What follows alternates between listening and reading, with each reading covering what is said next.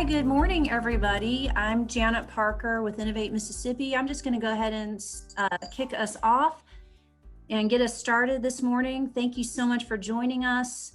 I'm excited to be back again for our fourth in this series of webinars for startups and small businesses, which we started this series during the pandemic in hopes of helping some of you entrepreneurs and startups during these difficult times, maybe give you a leg up on some of your competitors and give you some good information and content to look at. For those of you who are unfamiliar with Innovate Mississippi, let me find my slide here. So Innovate Mississippi works with entrepreneurs and startups, particularly early stage, non-bankable, high growth startups. If you are an entrepreneur and you're interested in working with us, I pulled up Tasha Bibb. His email address is there on the screen.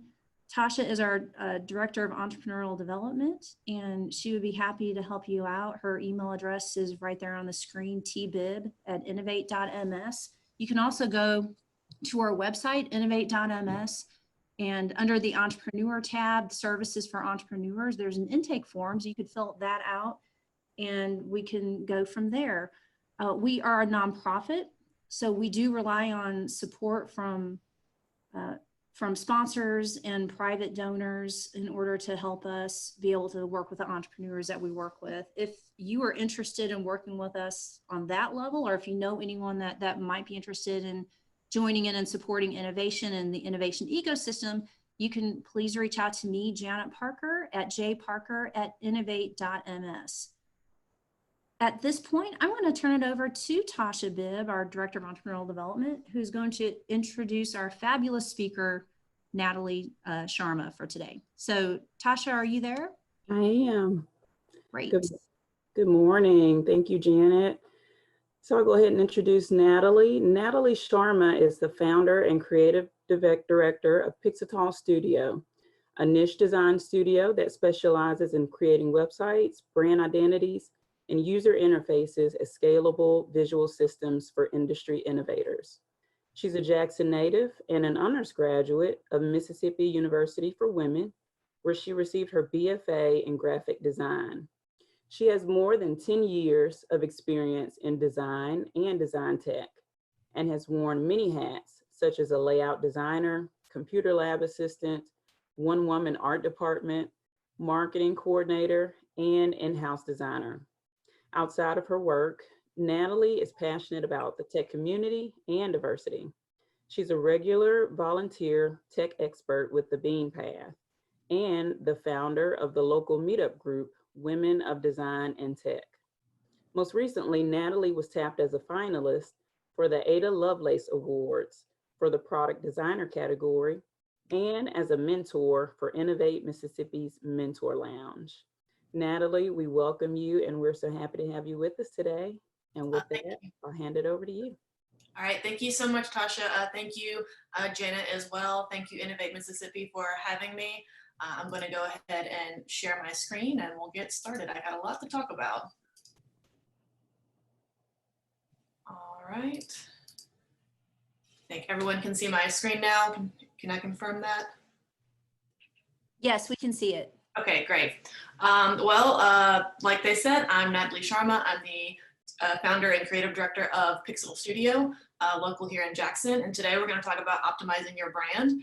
I feel like this is a subject a lot of people have questions about, especially right now when you probably have a little bit more time to kind of look at your brand and just think, you know, is this really working for me?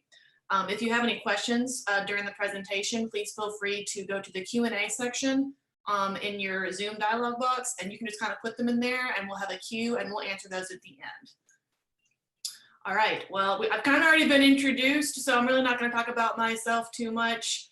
You know, founder and creative director of Pixetal Studio. People often ask me, where's your office? It's right here in my house, and no, you cannot come visit. So my business is entirely remote, very often I would say we have Zoom calls just like this or phone calls. I really don't see anyone in person anymore, and I think it kind of works great for everybody, less overhead. I'm also the founder of the Women of Design and Tech meetup. We meet every other month or so. You know, we're 100 members strong, and we come together to share knowledge, share support, and just kind of come together in ladyship. Like Tasha mentioned, I've got a decade of experience in design. I know what you're thinking. Natalie, you look so great for your age, and you're right. Thank you. And, you know, also mentioned, I am part of many of these great organizations, such as with Innovate Mississippi, Volunteering Bean Path, Mississippi Coding Academies. And also, if you're really lucky, you can sometimes catch me on stage as an actor after many years backstage as a backstage manager. So let's just get started. Before we get into deep, I really kind of wanted to start with the basics and talk about what is a brand. I feel like this is a hot topic because people don't really agree on what a brand actually is. So I did the hard work and I found a good definition. This is actually from an interview from Dana James Wangi. She actually owns the studio Cheers Creative in Memphis, Tennessee. And she did an interview with Blue Horn Media, and she said something that I really resonated with. And she said that a brand is the consistent act of being able to explain who you are, why you do what you do, and who you do it for. So in a nutshell, I would say the overall easy answer is that your brand is everything. It's really just everything about you. Yes, it does involve how you look, like your logo, but it's also colors, it's your font choices, it's how you sound, it's what you say, how you say it, and it's also what you believe, your philosophy, and your underlying message. So really all of these together create and shape the perception that your customers have of you and of your brand. So you kind of have to think about all of these when you think about your brand. And what I like to tell people is that imagine your brand as a person. Your logo is really just a face of that person. And, you know, a person is much more than their face. They have personality, they have thoughts and feelings, they look a certain way, they act a certain way. And honestly, if you think of your brand as just your logo, it's a little bit like wearing a Halloween mask because, you know, you've got that piece there, but there's no substance to it. So whenever you think about a brand, think of it as a whole and not just a piece. But really what we want to talk about is how can I optimize my brand? Because there are so many working parts and bits and pieces, and it's kind of untangling a big problem. And really what I want to talk about is how to get all that stuff, put it together, and put it back better than you found it.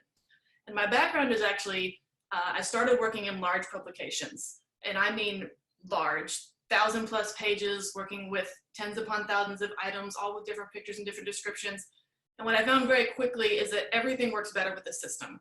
With a project that large, it was unfathomable how we would get those things done without having a system. And this can really apply to your branding especially, but really any large project. It's going to go much better when you have a system. So how can you optimize your brand? Create an organized system. And yes, this is mostly for yourself, but the importance of having a system is that it's also for your employees, it's for your marketing and design department and partners, but this will also ultimately trickle down to your customers. So that's why we need to optimize all of our assets together like this. And, you know, it does sound like a lot of work, and it is upfront, but it pays off later. So a little bit more about why we should do this is that it reinforces your message. It's going to take the average person 4 to 5 times to become familiar with your brand. And so why not make that go a little bit quicker? Whenever they're encountering your brand, it's a very consistent message, so it sticks in their brain much more easily. It also reduces mental overhead. So kind of having that foundation, an optimized brand, really prevents you from having to recreate the wheel every single time, especially when you're working with collateral, putting out flyers or brochures. If you're creating a landing page to supplement your website, kind of having something to say, hey, here's what everything is supposed to look like. It's going to reduce a lot of stress, a lot of anxiety, and it's going to make things much easier to scale for you. And it also helps keep messaging and collateral under control. So let's say you need to hand the reins over to someone else. They kind of have something to show them what to do. So that way you're not always having to monitor it yourself if you have other people that do work for you. It's nice to have something that says, hey, do this, not that. And most importantly, this really saves time, and time always boils down to money. Because if you're sitting there yourself, tinkering with yet again another social media post, you're losing money because you are not focusing on the hard parts of your business. So let's kind of go back a few steps. Remember this definition? So a brand is the consistent act of being able to explain who you are, why you do what you do, and who you do it for. So optimizing is really creating consistency. It's creating this really cohesive foundation that not only works for you, but works for your customers as well. So again, again, how can you optimize? There are really three basic steps. One is documenting. It's just kind of having all of your things, kind of keeping track of it. The second step is organizing it. It's taking all those bits and pieces and putting it in an actual system that makes sense to you and to everyone else in a hierarchy and in the way it's kind of placed around. And step number three is evaluating. Does this still work? Does my brand still work for where my business is right now? So this is the hardest part, I would say. Step one is documenting. And really this requires you to ask yourself the really hard questions, because if you don't know the answers to these questions, how is anyone else going to know? So you really need to sit down and ask, who are you?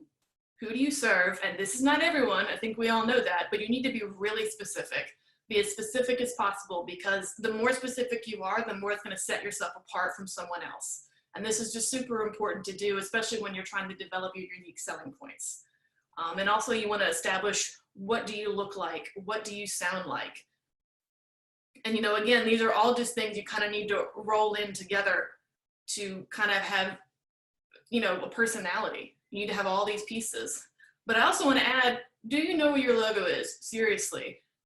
Like I mentioned, the logo is a small piece of your brand, but when you can't be present, your logo is your ambassador. So when someone comes to you and asks for your logo to put, say for example, as a sponsor on a flyer or a shirt, you want to have that ready in a form that they can use, because like I said, if you can't bring the rest of the brand with you, that logo needs to be an ambassador for you.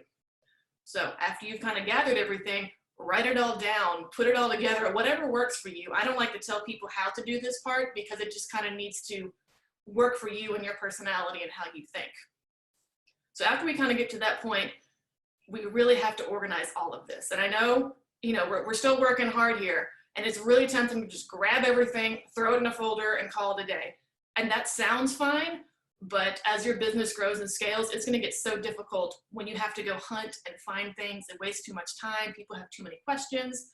So what you really need to do is gather everything and put it neatly in a concise place. It doesn't mean all across your server on all different computers. It kind of needs to be in an organized fashion in a single spot. And your assets here may include images, logo files, perhaps an established photo library that people can pull from, templates for different things.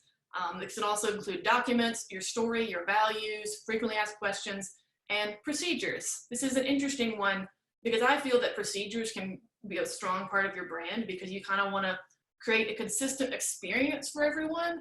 So, say for example, if you have a storefront and you are not there, you want someone to know down to the letter what the procedure is of getting the customer in, helping them find what they need, and checking them out, and making sure they got what they came for. And kind of having that established, it's going to make it so much easier for you in the end. And when you get to this point, don't forget to share this. Share this with anyone who needs to know. This is probably going to be more internally with your employees, or perhaps with your vendors or your marketing or design partners. So do take care to have this in a place where you can share it with people. I would say one of the best platforms is Dropbox. Google Drive is also great. So, just making sure that you're sharing things with people. But let's talk about different ways we can accomplish this. So the easiest method, like I mentioned, putting on Dropbox or Google Drive, the easiest way to do this is just with a file system. And this is actually a screenshot example of how I send real logo files to clients. So we start with the top level logo folder with their name on it, and it's broken down into different logo file types. And within each folder is, each type of logo. It's labeled very clearly. Is it the full logo? Is it an acronym? Is it in black and white? Is it in color?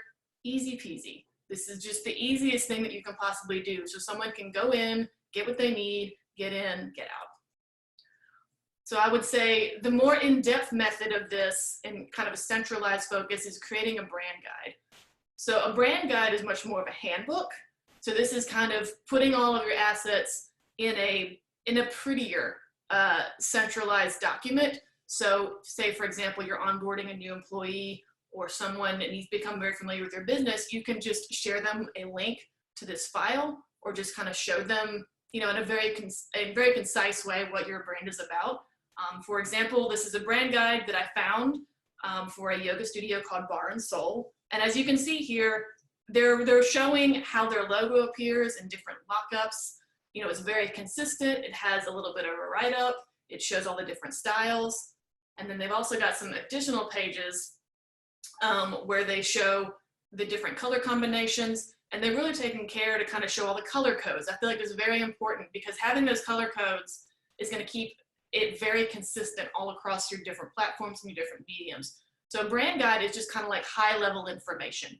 It's just kind of taking all of the information that everyone kind of needs to know and putting it in like a small packet.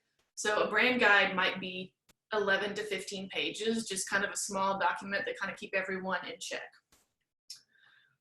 The most methodical and really deep method for optimizing your brand is creating a design system. So a design system is basically a repository where if anyone has a question about how anything should look ever, it's all there in one spot.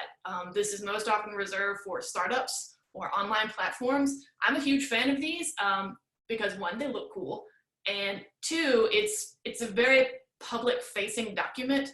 So, you know, not only are your employees able to find this very easily, you know, if you've got someone who is a developer or, you know, someone who's just very curious, they can get all the answers right here. Obviously, no one has access to the back end. They can't make any changes, but it's a really neat way to kind of have everything put out there. Most often a design system is hosted within the organization's own domain, or they have a subdomain. So what I'm going to do is exit out of my PowerPoint here. And I'm going to show you these design systems, two different specific design systems, one from the shopping platform Shopify, and then from another one from the marketing platform MailChimp. These are two companies you're probably familiar with. So Shopify has a design system called Polaris, and I love this design system. It's so cohesive, it's organized, it's got everything that you ever possibly need. So this is a full website that you can actually visit, polaris.shopify.com. And what I really want to kind of focus on here is the design part, because that's what I care about the most. You know, they've got really strict guidelines for how everything should look, you know, talking about how accessible colors should be, how the colors should work. They've got all different ranges of colors, different lightness and darkness. So all these codes right there, just what you need. They've got it broken down into typography. And this is more CSS and coding, but how great is this? Is that such a big company, all of your developers can go to one spot and find everything that they ever need. They've even got a guide all the way down to illustrations and how exactly they should look. It's extremely cohesive. I'm sure it took a really long time, but how many questions are they fielding here? How much time are they saving themselves by saying, hey, if you have a question about this, it's all right here. You know, how great is that to have it? But I also want to talk a little bit about MailChimp. It's a little bit of a lighter design system. It's a little bit more of an overview, but you know, again, it answers all the questions you ever have. It's got all of their colors, and it even tells you when you should use them. They've got their brand color, which is a bright yellow in their logo. They've got some different functional colors for different purposes. They've got feedback colors. They've got accent colors down here too. They've even got a guide on how different data visualization should look. So really, you know, this is super in-depth. I mean, even they've got a guide on how buttons should look. Personally, I love this. I think it makes scaling up so much easier because everything is right there. That's a very extreme example of how to optimize your brand, but it really does make a difference when you take the time to document all of these things. All right, I'm gonna get my slideshow back up here. So very briefly, I wanted to talk about some DIY platforms on kind of how you can accomplish the brand guide and design system aspects of organizing your brand. Canva is probably a platform you're really familiar with. It's very known for creating social media graphics, but it's also got this really neat function where you can upload all of your logos, you can put in your typography, and you can put in all of your colors all in one spot. On top of making social media graphics, they've really expanded their platform. You can even make business cards, letterheads, And you can create templates for your staff so someone else can log in and make a business card for themselves and get it printed out. So it's really allowing other people access to the information that they need. Two other platforms I want to touch on, Zero Height and Frontify. These are a lot more advanced. They're going to look a lot more like the design systems we saw with Shopify and MailChimp. So these are hosted with their platform, and it's a much more complete, cohesive solution. But you know, these are like, so for example, if you don't have access to a design platform that would let you make your own documentation, or if you aren't really sure how to host this type of thing on your own website, these are some good platforms on how to accomplish those things. But so we've done all this work, and now we're going to move into our last step. So the last step, we can't skip this one, is you need to evaluate your brand, and you need to do it frequently. You have everything, but now what? What do you do? So you need to look at all of your assets and ask yourself, is this still accurate? Does this still reflect us and our mission? Are we still serving the same type of customer? Are we who we want to be? So if you answered yes to this question, then great, you did it. Tell everybody, you know, you're in the right spot, you're doing the right things. However, if you answered no to this question, you already know what GIF I'm going to use here. It's time to pivot. You need to change a little bit. You need to adjust. So part of the evaluating part is trying to figure out what level of pivoting do you need to do if you need it.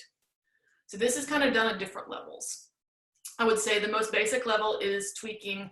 This is really kind of where you give all of your assets a good polishing. Just kind of make sure they go together a little bit more, just so it looks a little bit more cohesive. A refresh, think of it like a deep clean. Things might look a little bit dated or cluttered. It could also be like a makeover. You know, you're still the same brand, you're still the same company, but you're using your existing assets as kind of a guide to kind of upgrade from there. And the last level, and I would say this occurs less often than the other two, this is when you look at it and say, who are these people? Who do we serve? What do we even do anymore? What year is it?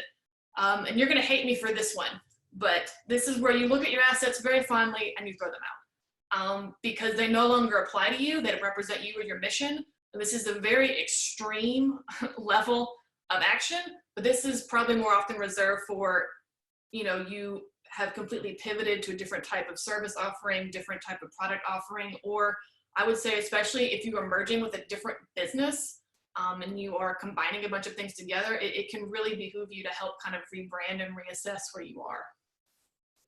So I lied, there's actually a fourth step.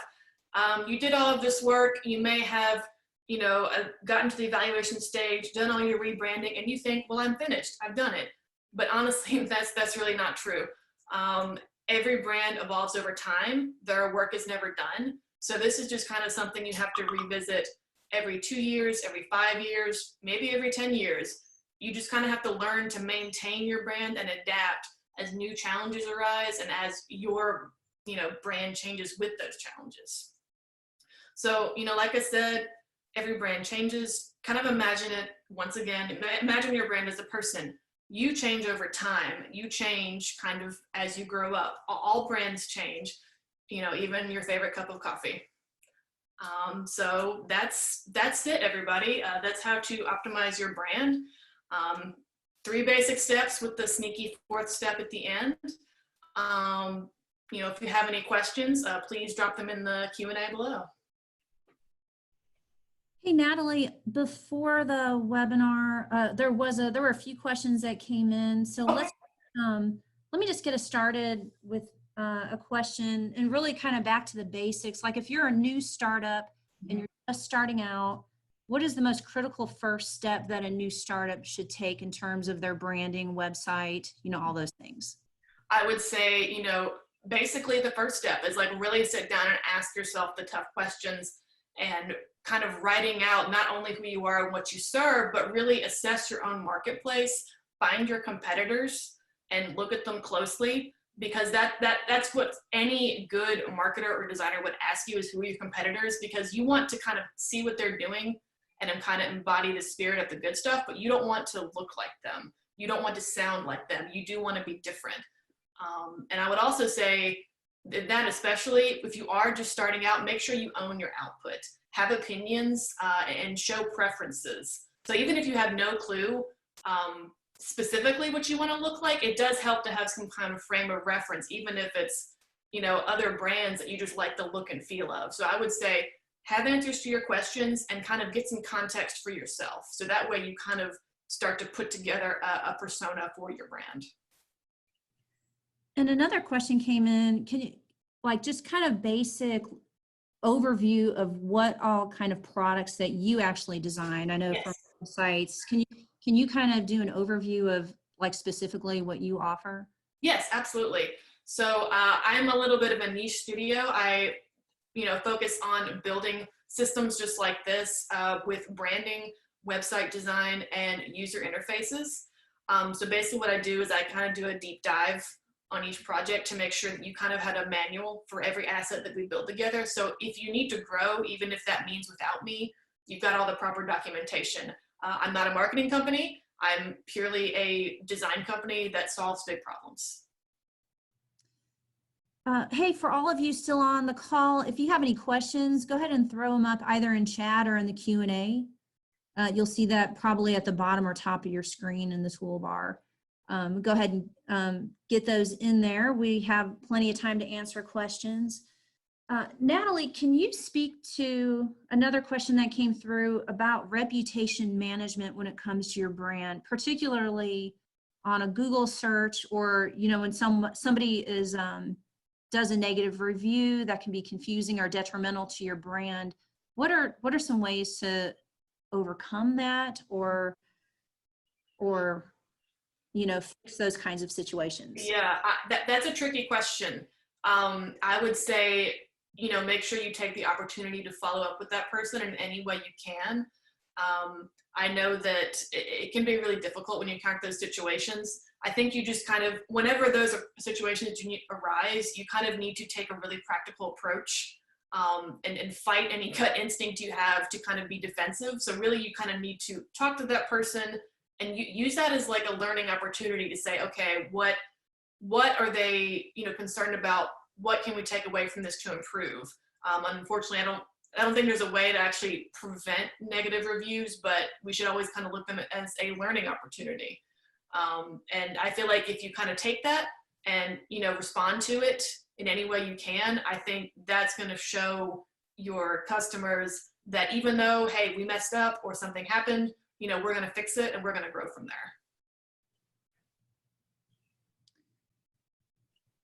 Thank you, Natalie. Yeah, a couple questions from Stephen that have come through. Okay.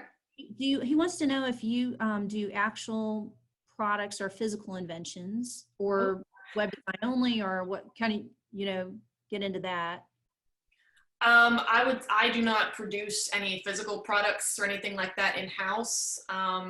You know, I occasionally will help clients produce printed products and help them, you know, kind of get those assets together. But honestly, I don't personally, I don't do printing. I don't make any products. So anything that I make on my end is all digital. But if you, say, for example, are interested in signage, I have a sign guy, and, you know, we'll work together to get you a sign. But I don't produce anything physical in-house. Yeah, and you've done some great work for Innovate in terms of graphic design and doing a lot of our signage for our events and things like that. But I know Natalie has done the design, and, you know, we'll hire someone else to print all those up just to, you know, hopefully answer that question. Yeah, I act as like a facilitator, especially with printers. Basically, you know, I will work with the printer, and, you know, we'll all work together to get what you need. But, you know, like I said, I don't print anything. I don't have any equipment here. Anything I make is digital. Can you, and also another question came up, can you back up again to a kind of a fundamental, why does a company need branding to begin with? Can you maybe answer that? Oh, let's see. Well, I mean, I would say, you know, this definition right here is why we need branding, because if you don't have branding that does the heavy lifting for you to explain the answers to these questions, you know, who are you? Why do you do what you do? Who do you do it for? It reduces it prevents you from having to answer those questions over and over and over again, because every time you have to answer those questions, you're kind of having to reintroduce yourself. Like I, a brand is just, it's really a visual way to make sure that customers are familiar with your brand, so they aren't asking themselves the same questions. For example, when I see certain brands, like, I don't know, just because Dropbox, because I talked about it earlier, I'm not necessarily thinking about their logo, but I'm thinking about their experience. I know who they are because they have consistently put their message out there that they are the go-to platform for file management. That's important. It's because we have a consistent messaging out there that kind of establishes ourselves in our customers' brains. That's why we need branding. It's an act of, making sure that we're out there in a consistent fashion. Thank you for that, Natalie. Hey, and another question, and this is one I've heard a lot too, just from some of the entrepreneurs that we've worked with. I know Tasha and Tony hear this a lot, but when you're a startup and you're brand new, you don't have a lot of money. Right. But you need your branding, you need your website, you need all these things. So how do you tackle that? What's an affordable way that a startup can get these things off the ground, maybe making adjustments later as Yes. more money starts coming in? But no, and I see that's a common problem is, you feel that right out of the gate you need a very big budget for that. Your brand's always going to evolve, so I think it's important just to put something out there. And I know people frequently turn to sites like Fiverr or Upwork. I would say if you do use those platforms, very carefully vet your designer. Make sure that they are as equally invested as you are in your output, because I know it's very tempting just to kind of grab the lowest price you see. And you should be mindful of your budget, but just be very careful about that, because you want a designer who's actually going to work with you and deliver all of the things you need. If you dump a bunch of money in and all you got was the logo out of it, I'm going to say that you really didn't get everything that you needed. So I would consider students, perhaps a freelancer that's just starting out who could use the work. They're probably eager for it. I would say consider your options and really just make sure you vet the person, and you can kind of start with someone and they can probably grow with you as you grow. So that way you have someone you trust that you can always take work back to. And then maybe when your budget's a little bit bigger, you can go to a more established consultant, or you can move on to an agency. So it is important to start with what works in your budget. Do start there, but just do it very carefully. yeah, and I think you've given people some good tools to, questions they can ask themselves. And I think it's important to, go through those steps at the very beginning. Otherwise, like you said, you're going to waste a lot of time and money. Right, exactly. And I do this for myself too. I rebranded earlier this year. I was kind of acting under my own name, but now I'm Pixetal. It's kind of just because if you answer all these questions, you're not having to ask yourself, what am I doing? What am I doing? If you just kind of have it written down or documented in some way, it really keeps you on track. It kind of keeps you going in the direction that you need to go. Thank you for that. That's great. Great answer. Hey, Anna asked a question about what do you recommend before a company decides to do a redesign of a logo? So if you've had an established logo, people have, started recognizing that logo, but then maybe some of the needs have changed. Do you recommend doing a logo redesign if the vision and the end client has slightly changed? I mean, how do you transition between, the brand recognition of the original logo? I think it's kind of a case-by-case basis. There's a difference between there's actually like a wide range in kind of refreshing your brand or kind of upgrading. It could be just even small tweaks just to kind of optimize it a little bit more, kind of freshening it up just a little bit. I would say it really kind of depends on how integral your logo is, and you kind of have to really know your customer on that basis. So for example, Gap, I would say, is a very big case study where it was such a large part of the customer experience that when they tried to pivot away from the Gap inside the square, people got actually very upset. So I think that's kind of a process that really requires you to kind of know yourself and know your audience. Say, okay, will they be able to take this journey with us? And are you okay with that if some of them can't? So, it's just kind of you have to ask internally before you do go to that stage. Yeah, Innovate went through that. We had a logo change a few years ago, which I think went pretty smooth. But, one thing we did was maintain a kind of a consistent color scheme. Right. And, rebranding doesn't mean throwing everything away. You can keep some aspects very similar, and it might just be, you kind of intensify the colors, or you make some small typeface adjustments to make it a little bit more custom. A rebrand doesn't have to mean wipe the slate clean and start over. It can just mean like very small tweaks that make it more optimal.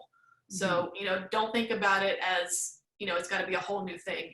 That's when you're still the same company. You're just kind of making it a little bit more neater, a little bit cleaner. Yeah, great point.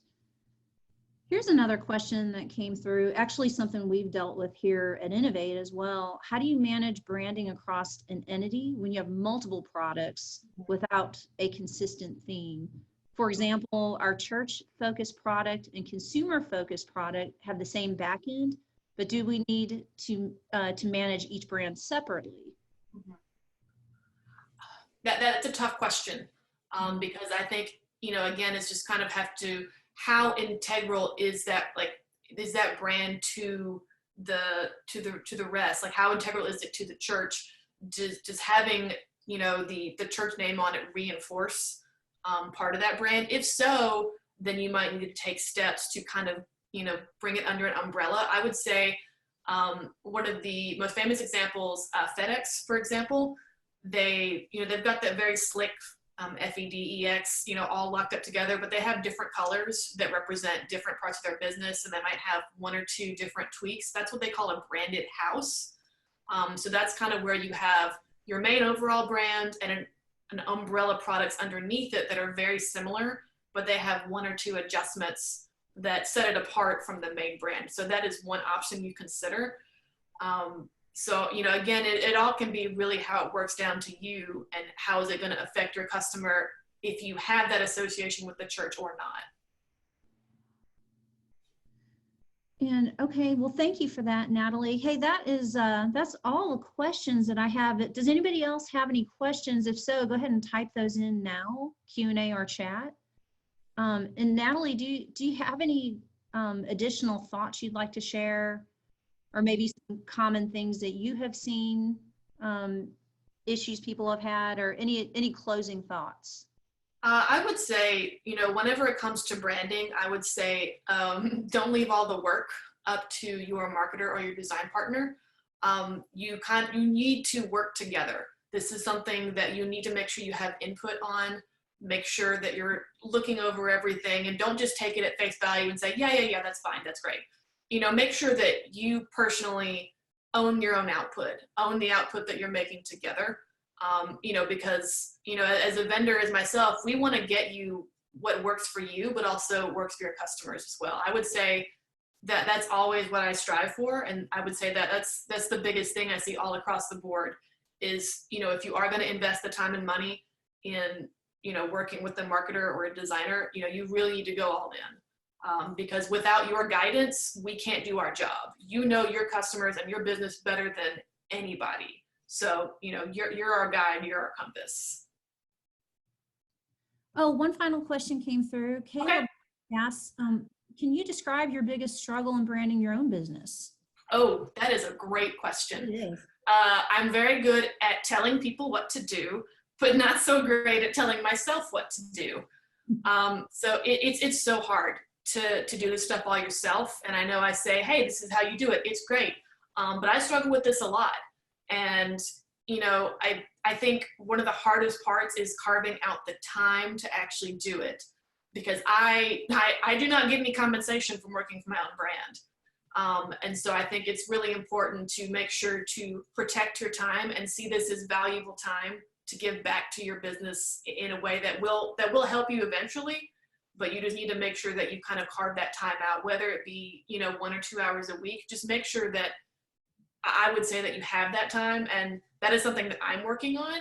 I am trying to kind of focus on doing Fridays, for example, when I work on my brand, because honestly, who needs anything on a Friday from me? People are probably trying to get out of the office and get out of there for a weekend.